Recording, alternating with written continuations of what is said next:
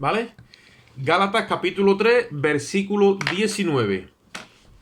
Vamos a dar lectura a la gloria de Dios. Padre, Hijo y Espíritu Santo. Gálatas 3, 19. Vamos a leer hasta el versículo 29. Dice así la palabra. Entonces, ¿para qué sirve la ley? Fue añadida a causa de las transgresiones. Ese hasta es muy importante, ¿vale? Hasta que viniese la simiente a quien fue hecha la promesa. Y fue ordenada por medio de ángeles en manos de un mediador. Y el mediador no lo es de uno, pero Dios es uno. Luego, ¿la ley es contraria a las promesas de Dios? En ninguna manera. Porque si la ley pudiese vivificar, la justicia fuera verdaderamente por la ley. Mas la Escritura lo encerró todo bajo pecado, para que la promesa que es por la fe en Jesucristo fuese dada a los creyentes.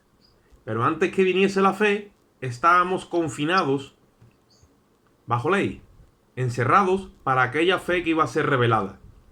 De manera que la ley ha sido nuestro ayo para llevarnos a Cristo, a fin de que fuésemos justificados por la fe. Pero venida la fe, ya no estamos bajo ayo, pues todos sois hijos por la fe en Cristo Jesús. Hijos de Dios por la fe en Cristo Jesús. Porque todos los que habéis sido bautizados en Cristo, de Cristo estáis revestidos.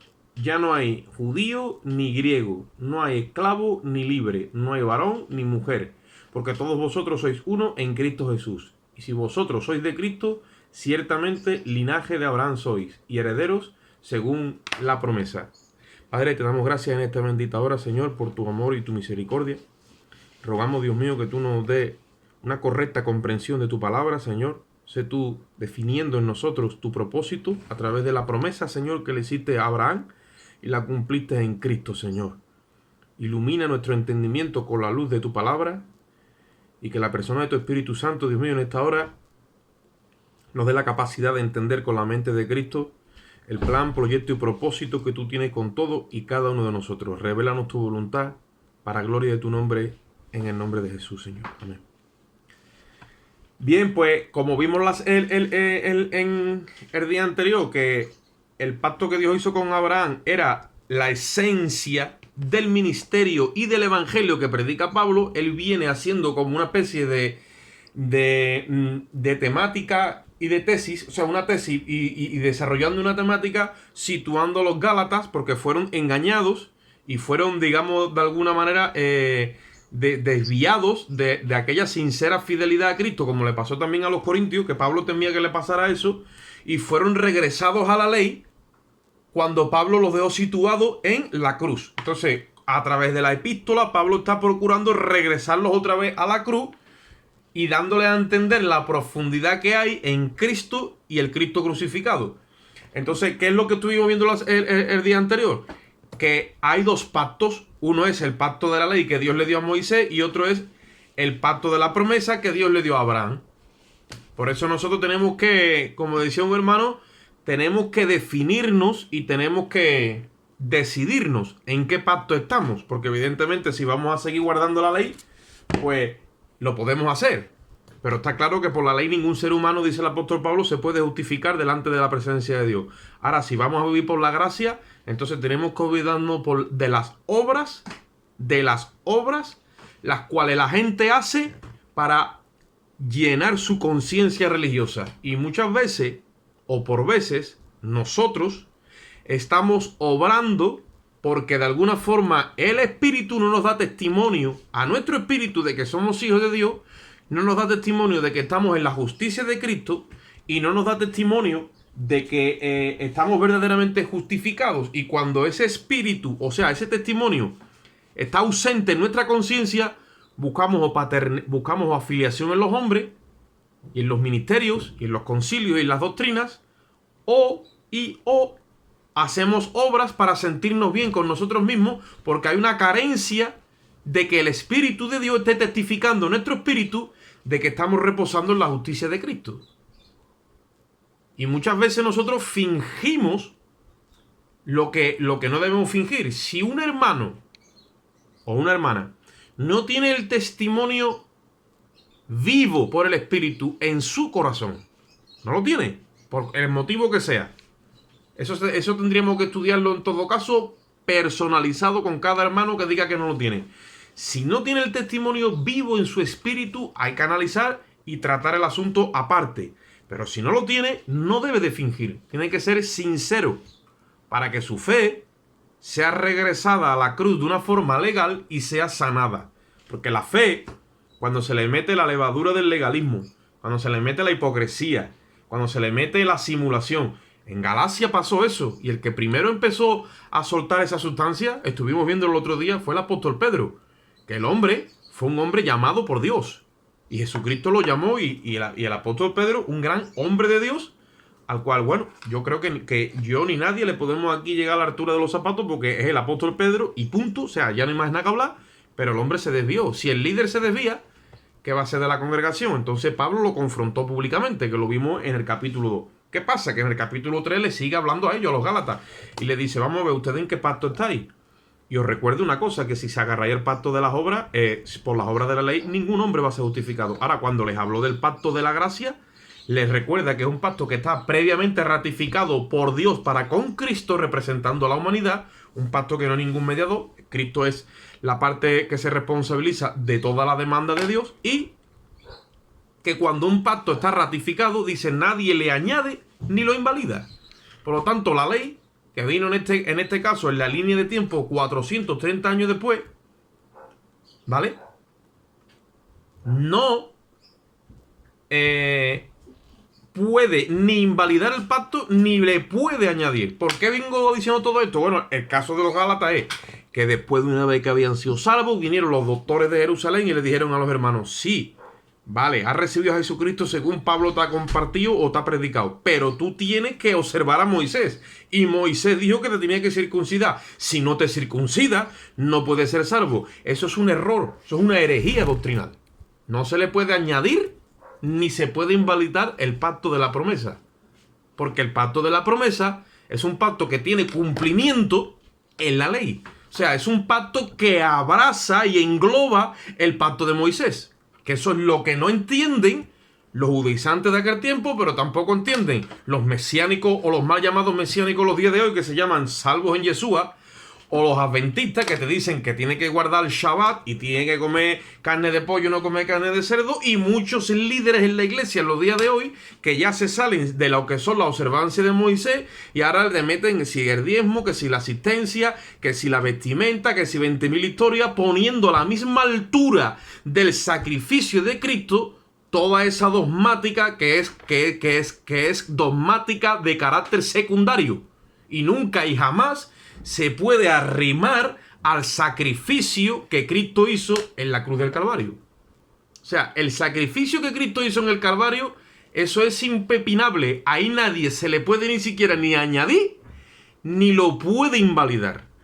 Eso es glorioso, eso es sublime, eso es majestuoso, eso es apoteósico. A mí se me acaban muchas veces las palabras, como quiera llamarlo. Ahí no se puede añadir nadie, no se puede arrimar a nadie que no sea con el deseo de venir arrepentido y creer que en ese sacrificio está la salvación de su alma y la justificación de sus pecados. Porque eso es la esencia del evangelio que Pablo está explicando. Ahora, si eso es así como Pablo está explicando, hace una pregunta en el versículo 19, que es donde hemos arrancado, y dice, bueno, entonces, ¿para qué sirve la ley? Claro, es una pregunta lógica. Pablo es una persona que desarrolla sus tesis siempre con preguntas y respuestas, ¿vale? Y dice, entonces, ¿para qué sirve la ley? Y él dice, fue añadida a causa de las transgresiones.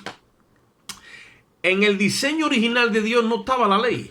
Había unas prerrogativas que Dios le dijo a Adán y a Eva acerca del árbol del conocimiento de la ley, del conocimiento de demás, que entre comillas es ley, está correcto, ¿vale? Pero no es la ley de Moisés ni la observancia que tenía el propósito de cuando Moisés la dio. Entonces, perdón. ¿Por qué Dios la añadió? Bueno, la tuvo que añadir, como he dicho antes, porque no estaba en el propósito inicial, porque el hombre estaba pecando, número uno, estaba transgrediendo lo que es el umbral de la santidad de Dios, y no lo estaba asimilando que estaba pecando contra Dios en el orden moral. Y como no estaba asimilándolo, entonces Dios tuvo que añadir la ley para hacerle ver al hombre que era un transgresor, porque el hombre transgredía, pero en su mente no se reconocía a sí mismo como transgresor. No podía sufrir legalmente un arrepentimiento porque no había ley para inculparle de pecado. Por eso dice el apóstol Pablo, ¿por qué fue añadida? Porque el hombre no era consciente literalmente en su parte interna, en su moral y en su espíritu de que estaba transgrediendo la ley de Dios, y entonces se necesitaba un código para decirle, usted ha transgredido la ley y a usted le pertenece ahora una sentencia sobre su alma. ¿Qué sentencia es? Es la muerte. ¿Por qué? Porque el alma que pecare, esa morirá. Lo mismo que hay un código penal y hay un código de circulación y hay muchos códigos establecidos, pues de la misma forma Dios tuvo que añadir la ley para que el hombre empezara a ser consciente de pecado. Cuando Jesucristo estuvo en la tierra, dijo, yo me voy, pero no os dejo huérfanos, envío al Espíritu. Y cuando Él venga, Él os va a enseñar todo lo que yo he enseñado a ustedes al redil, ¿no? Os va a enseñar todo, os recordará todo y os guiará toda la verdad. Eso con el pueblo de Dios, con los discípulos, con la iglesia naciente. Pero con el mundo, dice, con el mundo va a tratar de que los va a convencer aquí de pecado, de justicia y de juicio. O sea, les va a meter los no. No robarás, no dirás falso testimonio, no codiciarás a la mujer de tu prójimo, no. Entonces cada vez que es el no, ¿qué es lo que hace? Que potencia el pecado. El pecado está adormecido en el corazón del ser humano y cuando llega la ley lo despierta. El ser humano no sabe que peca hasta que él se le mete la ley. Él dice, sí, yo sé, pero cuando tú le metes la ley, ahí es donde se le ilumina, entre comillas, se le ilumina el pecado. Por eso dice el apóstol Pablo, en el capítulo 7 de Romanos dice, yo no sabía que era un codicioso hasta que la ley no me dijo, no codiciarás.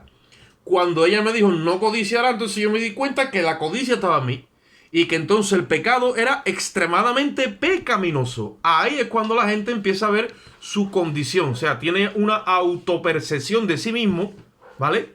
O una cosmovisión de que es transgresor, es pecador. ¿Cuál es entonces la función de la ley? Es declarar al hombre culpable a los ojos de Dios por transgresor. Vamos un momentito a Romanos capítulo 5. Esa es la función de la ley. Lo tenemos que tener claro. Porque muchas veces, cuando venimos al Señor, la ley entonces tiene que dejar de hacer su trabajo como ley. Romanos 5, versículo 12. Romanos 5:12 dice, por tanto, como el pecado entró en el mundo por un hombre, y por el pecado la muerte, así la muerte pasó a todos los hombres por cuanto todos pecaron. Y ahora oye lo que dice. Dice, pues antes de la ley, ¿ve porque como Dios nos dio la ley desde el principio? Dice, pues antes de la ley había pecado en el mundo, pero donde no hay ley, no se inculpa de pecado. No obstante, reinó la muerte desde Adán hasta Moisés, aún en los que no pecaron a la manera de la transgresión de Adán, el cual era figura del que había de venir. Y lo voy a repetir otra vez. Versículo 13. Pues antes de la ley no había pecado en el mundo. Pues donde no hay ley, no se puede o no se inculpa de pecado. Por lo tanto, Pablo nos dice en Romanos que Dios tuvo que añadirla, introducirla, porque si no, Dios no tiene base para escribir, no tiene acta. No puede levantar un acta contraria a nadie porque no hay ley para inculpar. Entonces, cuando estaba la ley en vigor, nuestras actas nos eran contrarias. Y Dios escribía en base a los decretos de Moisés, escribía un acta de decretos en contra de cada ser humano, en base a los decretos que Moisés dictó. Y dice la Biblia que ese acta nos era contraria a todos nosotros. Gloria a Dios por Jesucristo, que dice la Biblia que cuando murió en la cruz, cogió ese acta y la clavó y la anuló. Alabado sea Cristo. Y dice que la anuló, anuló y dice que allí triunfó sobre todos esos principados y todas esas potestades. Cogiendo el acta de nuestros decretos que Dios justamente estaba escribiendo, porque era justo que escribiera en nuestra contra, la cogió y la anuló en la cruz del Calvario. ¿Pero cómo la anuló? Pues dijo, pues yo lo parto. No. La anuló, ¿por qué? Porque los decretos que estaban ahí en contra, se le vinieron a él. Y Dios puso las transgresiones nuestras en su cuerpo. Y dice la Biblia que Jehová cargó en él todos nuestros pecados y todas nuestras transgresiones. Las cargó en él. Y como el decreto decía que los transgresores tenían irremisiblemente que morir, Cristo murió en la cruz del Calvario por todo y cada uno de nosotros. Por eso ese acta ha quedado cumplida y anulada. Amén. Ahora, dice en la parte... y otra cosa que quería comentaros acerca de lo que es el tema de la ley. Debía estar vigente hasta que viniese la promesa, dice ahí. Fue añadida a causa de las transgresiones. Versículo 19. Dice, ¿pero hasta cuándo? Dice, hasta. Adverbio de tiempo. ¿Hasta cuándo? Dice, hasta que viniese la simiente, a quien fue hecha la promesa, y fue ordenada por medio de ángeles en manos de un mediador. Entonces, ¿hasta cuándo la ley estaba vigente? Hasta que viniese la simiente. ¿Quién es la simiente? Es Cristo. Si nos vamos al texto del día anterior, dice el apóstol Pablo que le prometió a Abraham, dice, y en tu simiente, dice que le dice, serán benditas todas las familias de la tierra. Dice, no en tus simientes, muchas, no, dice como hablando de mucho, no, como de una. ¿Sabéis por qué? Porque el cielo solamente registra de una forma legal, en base a la promesa que Dios le hace a Abraham. Abraham tuvo a Ismael, porque a todos los efectos él es padre de Ismael.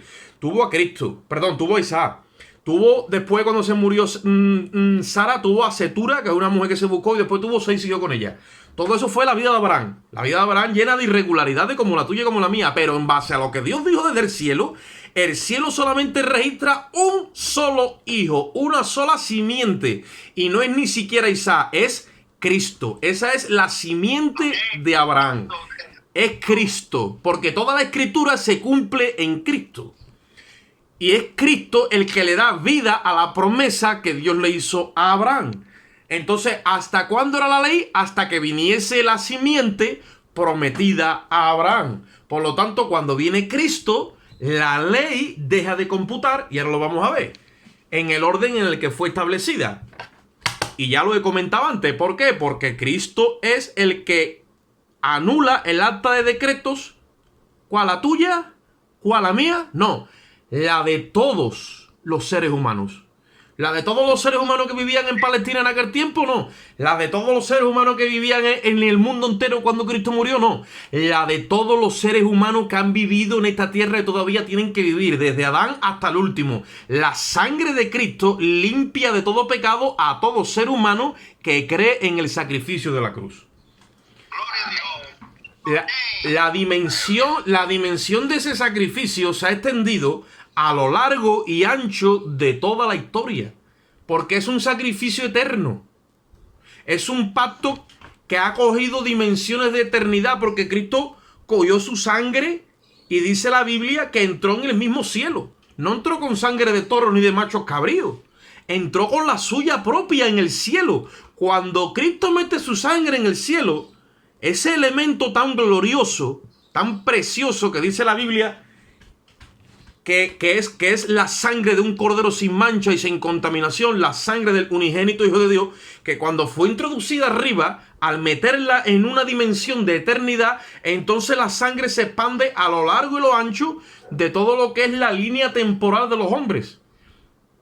Por eso es que Cristo fue a buscar a todos los que estaban confinados, que ahora lo vamos a ver, en el seno de Abraham, que habían muerto y vivido y muerto, creyendo en que vendría un Mesías redentor que estuviera a la altura de la ley.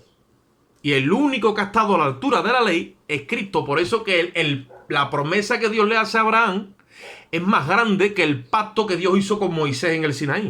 Porque la promesa que Dios hizo con Abraham engloba incluso la misma ley del Sinaí y la cumple.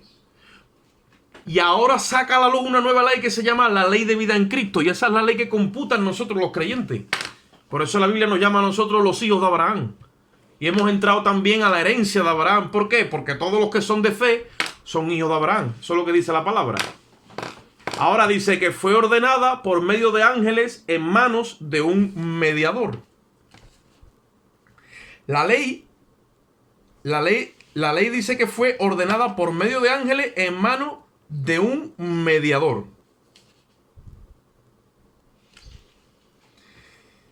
La ley es diferente a la promesa, yo lo he explicado, fue ordenada por medio de ángeles en manos de un mediador y no fue directamente por Dios al pueblo, ni tiene la primacía en la economía de Dios porque la ley es secundaria. ¿Por qué? En cuanto a la ley, hay un mediador entre dos partes, en este caso era Dios y los hijos de Israel, y el mediador era Moisés. Pero la promesa no, la promesa es Dios y Cristo y no hay intermediario. Esa es la diferencia. Que Dios se compromete consigo mismo a través de Cristo. Por lo tanto, el que promete está obligado a cumplir. Y no había mediadores ni había ángeles. Es él mismo el que con su boca promete y blinda la promesa con un juramento. Por eso Dios le dice a Abraham, dice, y viendo Dios que no podía jurar por otro mayor, porque en toda pacto que hacían los hombres en el tiempo de Abraham tenían que jurar por alguien mayor para darle importancia al asunto y darle peso, dice, y Dios no viendo que podía jurar por otro mayor que él, dice que le juró por sí mismo y le dijo a Abraham, yo te juro a ti por mí mismo que yo te voy a bendecir. Ese es el sello que tiene la promesa que Dios le hizo a Abraham, está blindada con el juramento del mismo Dios, no hay intermediario ninguno. Por eso que Dios lo ha prometido y Dios lo está cumpliendo. Y cada uno de nosotros somos el cumplimiento de Dios a la promesa que Dios le hizo a Abraham. Porque entre otras cosas, Dios le dijo a Abraham, te voy a decir una cosa, salte para afuera y mira las estrellas. Las miró, ¿las puedes contar? Le dijo, no. Mira las arenas del mar. ¿Las puedes contar? No. Dice, así será tu descendencia. Por eso nosotros somos descendencia de Abraham. Todavía está en ejecución la promesa de Dios con Abraham, que las almas que están viniendo a Cristo cumplen la promesa que Dios le hizo a Abraham, porque a todos los efectos somos descendientes de Abraham. Para que vea que la promesa de Dios no está sujeta ni al tiempo ni al espacio. Dios sigue cumpliendo su promesa y a Dios lo mismo le da que le da lo mismo. Él cumple cuando tiene que cumplir y se acabó. Ahora, versículo 20. Y el mediador no lo es de uno, pero Dios es uno. Luego, la ley es contraria a las promesas en ninguna manera. Versículo 21. La ley es contra la promesa de Dios en ninguna manera, porque si la ley pudiera vivificar, la justicia verdaderamente sería por la ley. ¿Qué es lo que hace la ley? La ley demanda justicia. La ley no puede vivificar, sino que la ley demanda justicia. No, ella no te da vida, ni te puede a ti ayudar a tú estar a la altura de la justicia que ella demanda, pero ella te inculpa. Entonces, ¿qué es lo que sucede? La ley demanda justicia y en el pacto de las obras no las haya. Porque nadie puede estar a la altura de la justicia que demanda la ley. Pero en Cristo sí haya la justicia. Por lo tanto, para que el espíritu de vida o vivificante se nos pudiera dar a nosotros, tiene que haber justicia. ¿Qué es lo que hace? Que en el pacto de la ley buscan nosotros justicia, no la haya, nos condena. Pero si nos vamos a Cristo, al pacto de la promesa, haya justicia. ¿Por qué? Porque Cristo es la única persona que ha estado a la altura de la demanda de la justicia que la ley pide. Y como la ley demanda justicia y nosotros en Cristo hemos alcanzado justicia, entonces a nosotros no nos puede requerir absolutamente nada porque estamos a la altura de su demanda, empezando por la misma muerte, porque la ley dice que todo aquel que fuere, digamos, que transgrediera la ley de Moisés, ¿qué pasa? Dice, tiene que morir irremisiblemente. Romanos capítulo 5, versículos 17 y 18.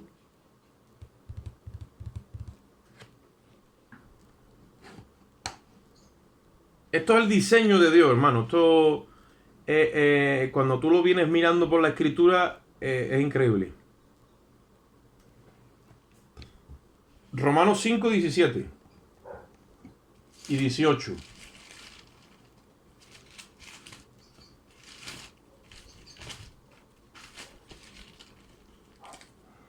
¿Qué dice allí? Dice, pues si por la transgresión de uno solo reinó la muerte, mucho más reinarán en vida por uno solo, Jesucristo. Dice, los que reciben, oye eso, y como decía uno, alábalo si puede, los que reciben la abundancia de la gracia y el don de la justicia. Así que como por la transgresión de uno vino la condenación a todos los hombres, de la misma manera, por la justicia de uno vino a todos los hombres la justificación de vida. La demanda de la ley fue hallada en Jesucristo. Y como entonces ahora Jesucristo está a la altura de la demanda de la ley, entonces al haber justicia puede haber vida y puede haber vivificación, o sea, puede haber resurrección. Por eso es que nosotros hemos recibido el espíritu de vida, o como dice en 1 Corintios 45, el espíritu vivificante. Jesucristo dijo en Juan 6:63, la carne para nada aprovecha. Las palabras que yo os he hablado son espíritu y son vida. Cuando Jesús hablaba, las palabras, dice la Biblia, dice, son espíritu y son vida. Ahora, ¿por qué entonces la ley acaba su función como ley? Porque cuando llega a Cristo, a nosotros como se nos imputa la justicia de Cristo, entonces la labor que ella tiene de inculpar, ¿vale? Y de declararte sentenciado a muerte, ahí se le acaba. Porque se encuentra literalmente, ¿vale o no?, con la sentencia que Cristo tiene sobre ella. Cristo ha cumplido la ley. Entonces se nos aplica a nosotros otra ley que es superior a la ley a la justicia que Moisés demandaba con su ley. ¿Cuál es? Es la ley de vida en Cristo. Por eso es que Cristo le dijo a los fariseos, si vuestra justicia no, perdón, a los discípulos, si vuestra justicia no fuese superior a la de los fariseos, ustedes mismos también vayan a perecer. Porque la ley demanda justicia y los fariseos supuestamente estaban justos con su justicia y santos en su santidad. Y no estaban a la altura de la demanda de Moisés. Mas, sin embargo, Cristo ha estado a la altura de la demanda de Moisés y más allá, porque ha vencido la muerte. Por lo tanto, ahora, ¿qué es lo que nos computa a nosotros? La ley de vida en Cristo. Vamos un momentito a Romanos, otra vez, al capítulo 8, versículos 1 y 2. Y vamos a ver entonces, como lo hemos estado viendo estos días atrás también, pero lo vamos a volver a ver.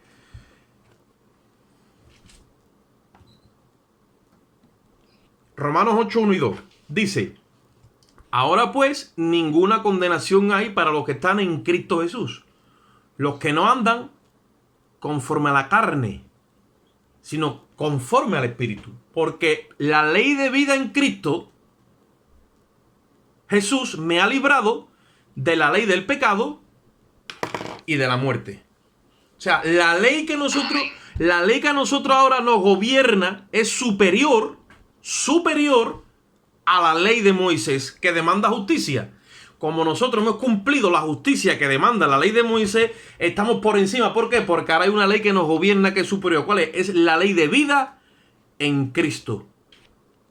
Porque allá no andamos conforme a la carne, sino andamos conforme al régimen del Espíritu. Por eso dice la Biblia, ninguna condenación hay. Dios no tiene base legal para inculparnos de pecado, puesto que el acta de decreto ha sido anulada y nosotros ya hemos muerto a la ley por la misma ley a través del sacrificio de Cristo. Por lo tanto, no hay folio, para que nos entendamos, no hay acta que se pueda levantar en contra nuestra.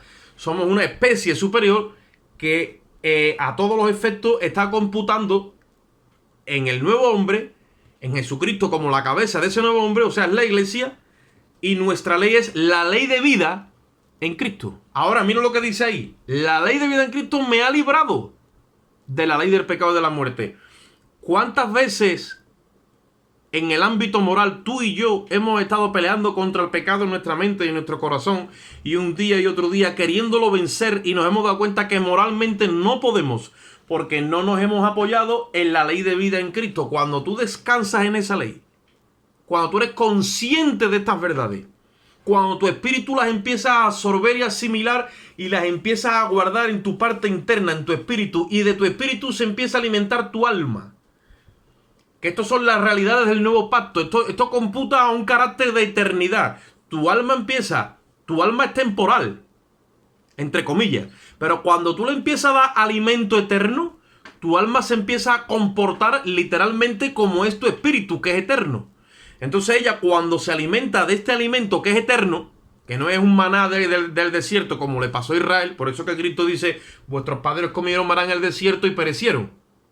Más el pan que yo les doy, mi carne, verdadera comida, y mi sangre verdadera de vida. Y el que coma de este pan no morirá jamás.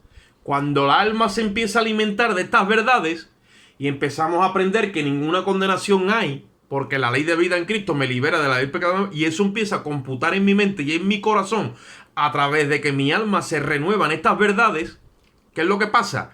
Pues lo que pasa es que el carácter y el comportamiento de Cristo empieza a bajar literalmente a mi alma de forma espontánea, de manera que yo me encuentro con que ya no tengo que pelear contra la ley del pecado y de la muerte, y no sé ni qué es lo que ha pasado, y es que estoy literalmente viviendo en la ley superior, que es la ley de vida en Cristo. Y ahí es donde entiendo esto. Moralmente no venzo el pecado, pero me abrazo de la ley de Cristo y automáticamente esa ley me libera de que la otra me oprima, me tiente, incluso esté en mi mente. Ya en mi mente está totalmente libre de que compute ese obrar, porque ese obrar pertenece a otro régimen y a otra frecuencia. Yo estoy en la dimensión superior, en la ley de vida en Cristo. Y de hecho muchos hermanos lo han estado manifestando. Cuando tú estás envuelto en esa gracia, eso te llena la mente de tal manera que sobreabunda la gracia sobre el pecado. Y te tiene continuamente en un estado de... A ver cómo lo digo, de optimismo y en un estado de percepción. O sea, tú estás de alguna forma en un estado de absorber. Y como la plenitud de Dios nunca se acaba, pues tú estás continuamente comiendo de una revelación, de otra revelación, de otra revelación, hasta el punto de que tu alma se llena de eso y ya no tienes que estar peleando contra el pecado. Es que si tú estás peleando contra el pecado, estás bajo ley. De alguna forma estás bajo ley y tienes que salir de esa mentalidad. Todo está aquí. Es la mente de Cristo.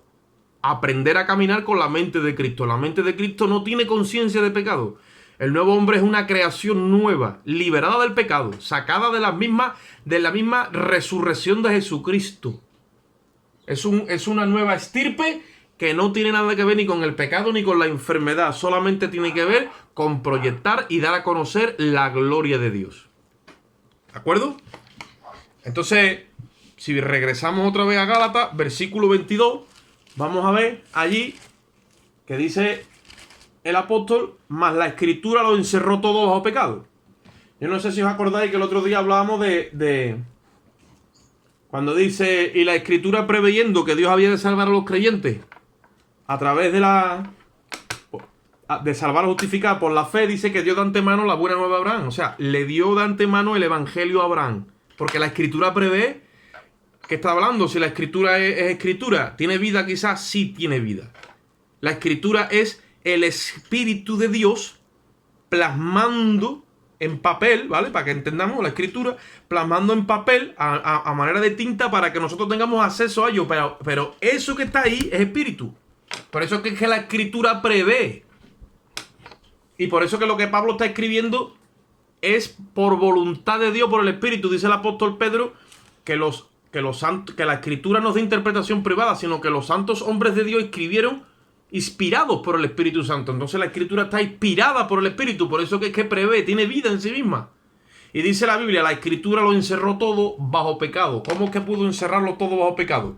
¿Para que la gente al final estuviera todo el tiempo viviendo bajo ley? No, sino para dejarle como la única salida. La única salida, ¿cuál era? La fe. O sea, que la gente cuando esté bajo sentencia, la única salida que tenga sea venir a la cruz para adquirir justicia divina, el cual el mismo Dios te proporciona a través del sacrificio de Jesucristo. Por eso dice que la escritura lo encerró todo bajo pecado, para que la promesa, que es el pacto que Dios le hizo a Abraham, que es por fe en Jesucristo, fuese dada a los creyentes. Pero, versículo 23, dice, la escritura lo encerró todo bajo pecado para que la humanidad estuviera bajo la ley. Ahora dice en el 23, pero antes que viniese la fe, estábamos confinados bajo ley y encerrados para aquella fe que iba a ser revelada. Número 1. La humanidad estaba encerrada bajo pecado y bajo ley, para ofertar la justicia de la fe en Jesucristo. ¿Qué dice Romanos 1:17? Dice, en el Evangelio, la justicia de Dios se revela por fe y para fe. En el Evangelio tú no vas a recibir nunca, obrando, la revelación de lo que Cristo ha hecho por ti.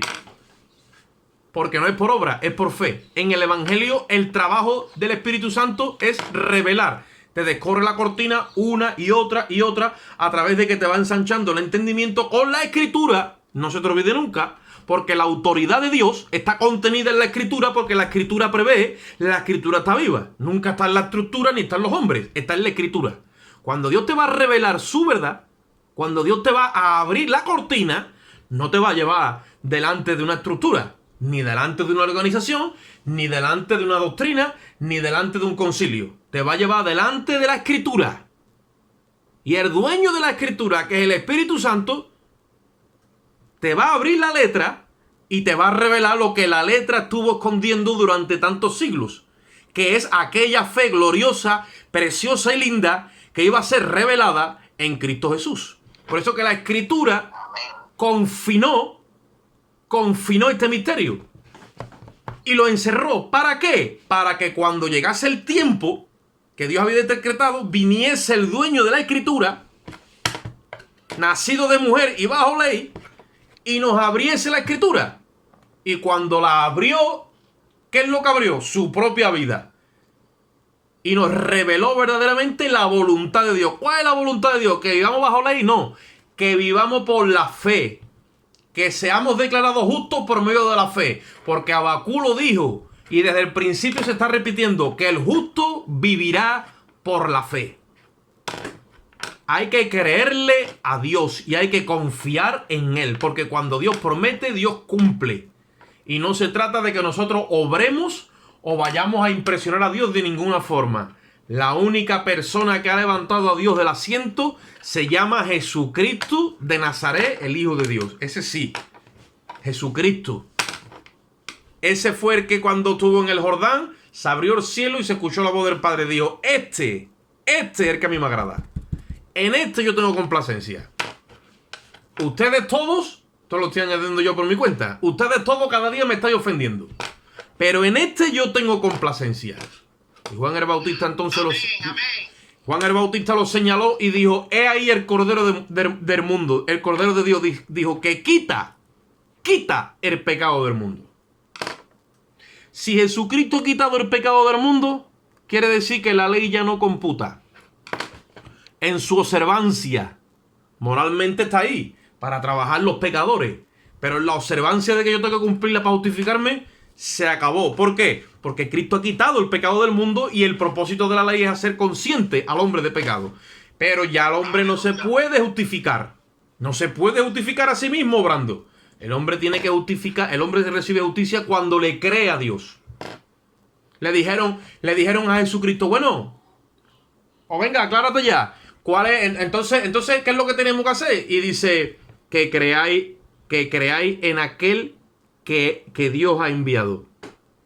¿Y cuál es la obra de Dios? Entonces, la obra de Dios, ¿cuál es? Jesús, venga, dinos cuál es la obra de Dios. Dice, la obra de Dios es que creáis en el que Dios ha enviado. Mira qué sencillo, punto, se acabó.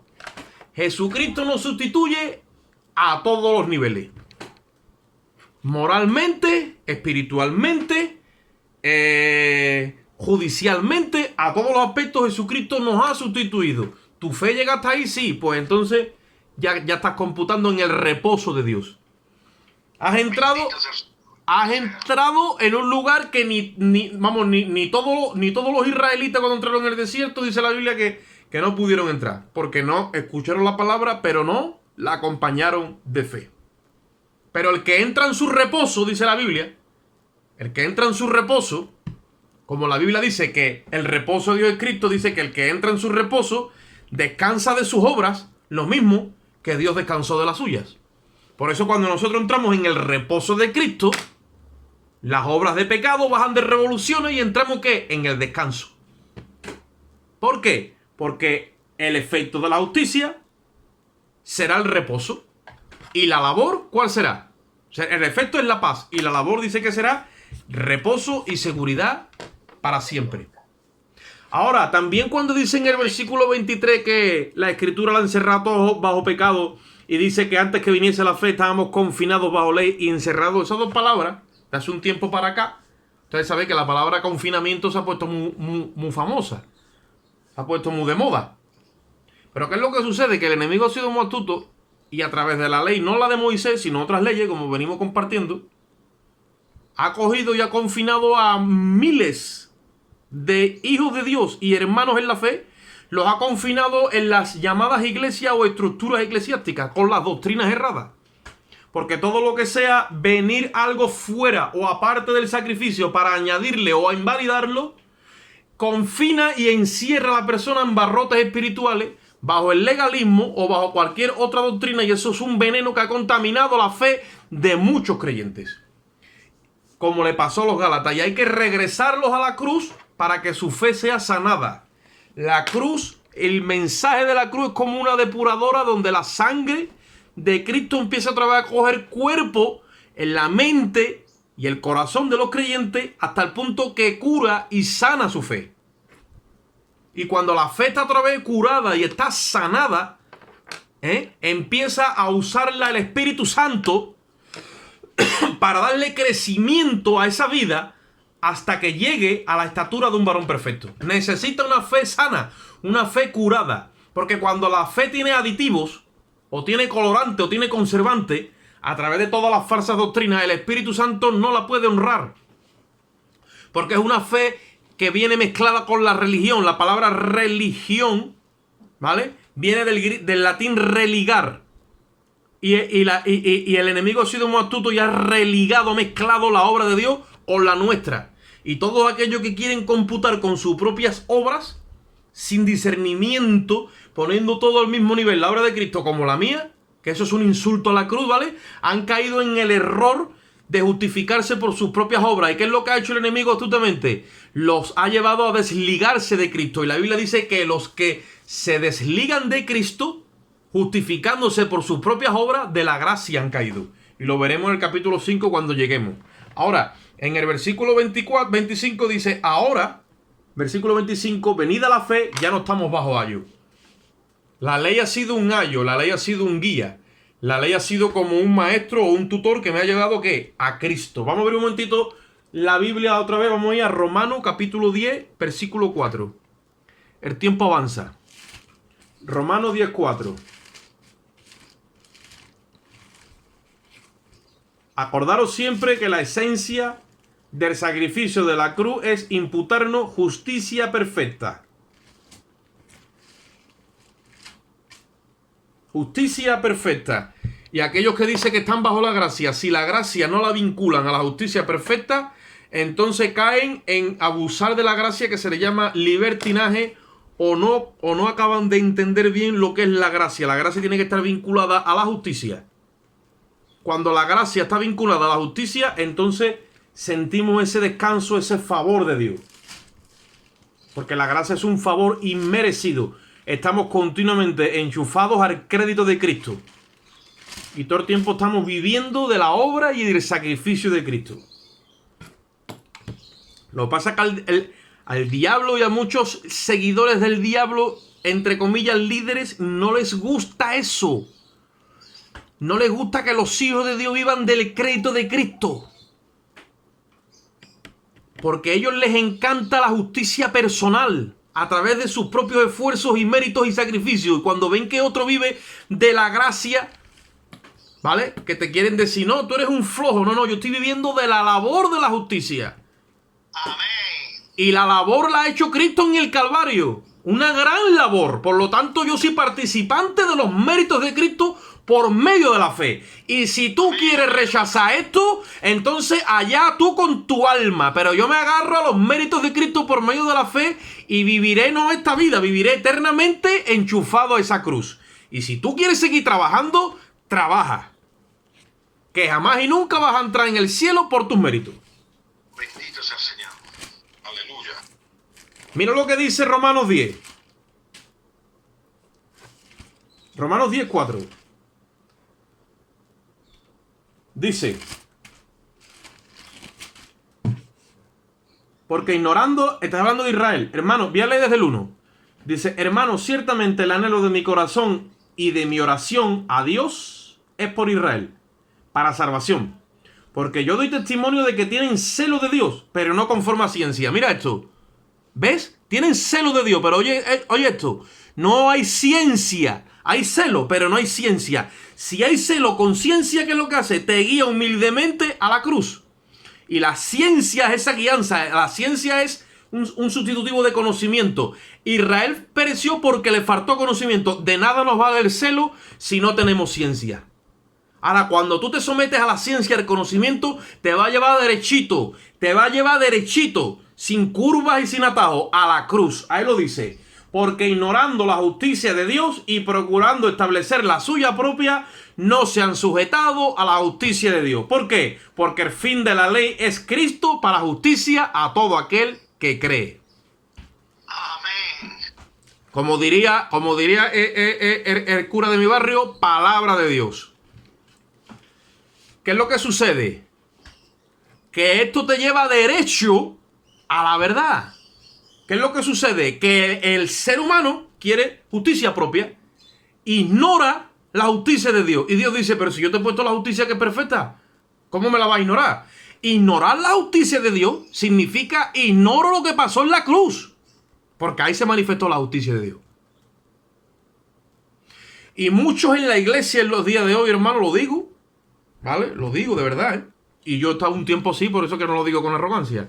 Ignoran la justicia de Dios porque ignoran lo que pasó en la cruz. O lo tienen oscurecido o lo tienen ensombrecido. Esa es la estrategia del enemigo. Retrocedemos un momentito a Romanos 9:30. Dice, ¿qué pues diremos? Romanos 9:30. Que los gentiles que no iban tras la justicia han alcanzado la justicia. Es decir, la justicia que es por fe, más Israel, que iba tras una ley de justicia, no la alcanzó. ¿Por qué? Porque iban tras ella no por fe, sino por las obras de la ley. Pues tropezaron en la piedra de tropiezo. Y hoy te conviertes tú al Señor, te arrepientes de tu pecado, crees en el Evangelio. Un día te arrepientes, otro día crees, tienes a Cristo, eres salvo, ya tienes justicia plena. Y al tercer día te dicen los legalistas, pero ahora te tienes que santificar.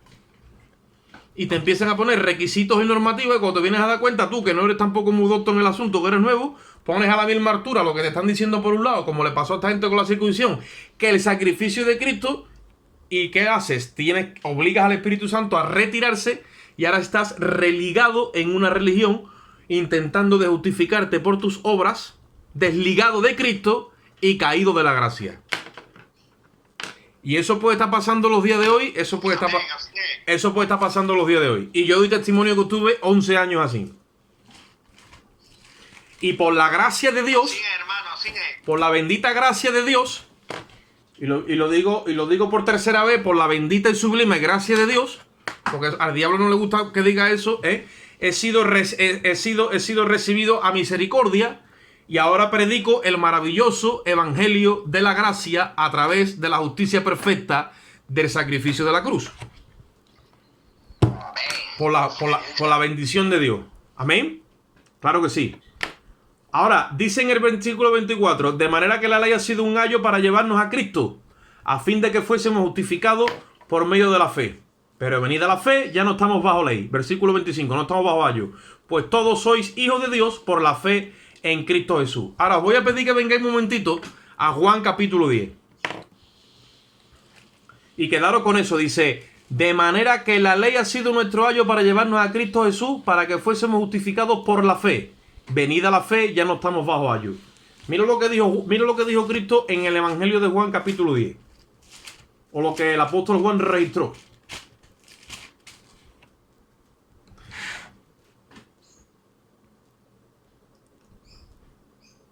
Versículo 10, Juan 10:1.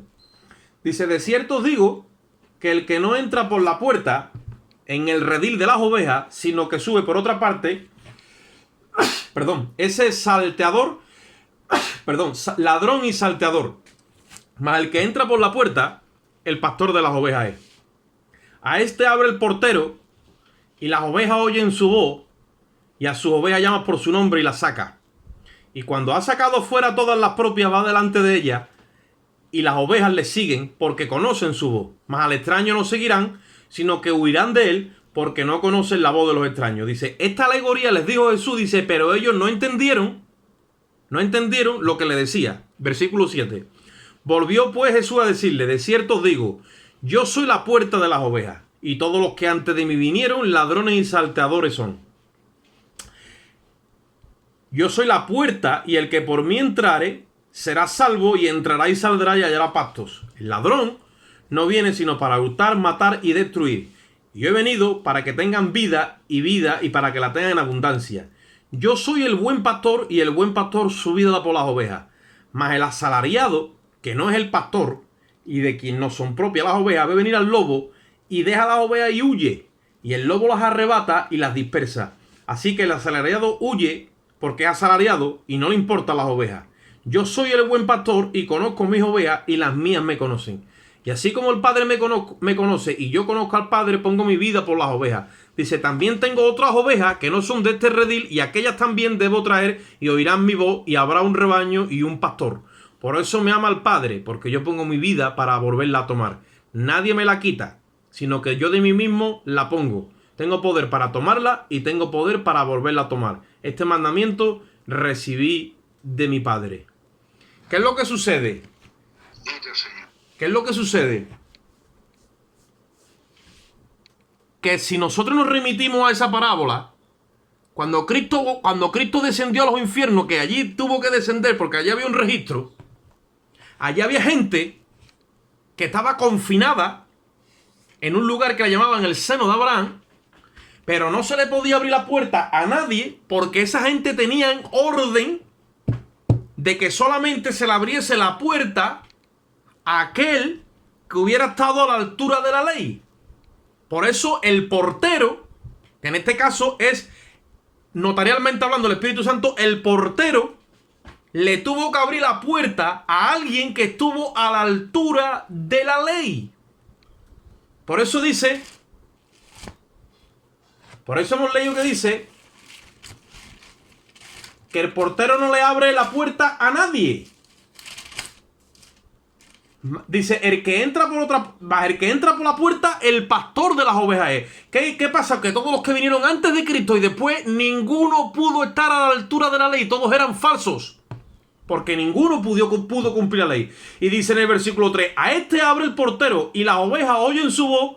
Dice, y a su oveja llama por su nombre y la saca. ¿Por qué dice la Biblia que el lugar donde Cristo habló en el capítulo 4 de Lucas, dice que allí había un lugar que se llama el seno de Abraham? Porque allí estaban estos hermanos en la fe, que son el otro redil, que estaban guardados y encerrados, ¿vale? Bajo ley, la ley era el redil que estaba allí en un confinamiento para ellos, y solamente Cristo os podía sacar si estaba a la altura de la ley. Por eso cuando llegó Cristo allí, el portero le tuvo que abrir la puerta, porque al único que le ha podido abrir la puerta la ley es al portero, y se ha dado cuenta que el portero se ha dado cuenta que él es el pastor de las ovejas, porque su vida dio por las ovejas, porque la demanda de la ley era que el pastor diera su vida por las ovejas, ya que la oveja estaba sentenciada a muerte y alguien tenía que morir por ella.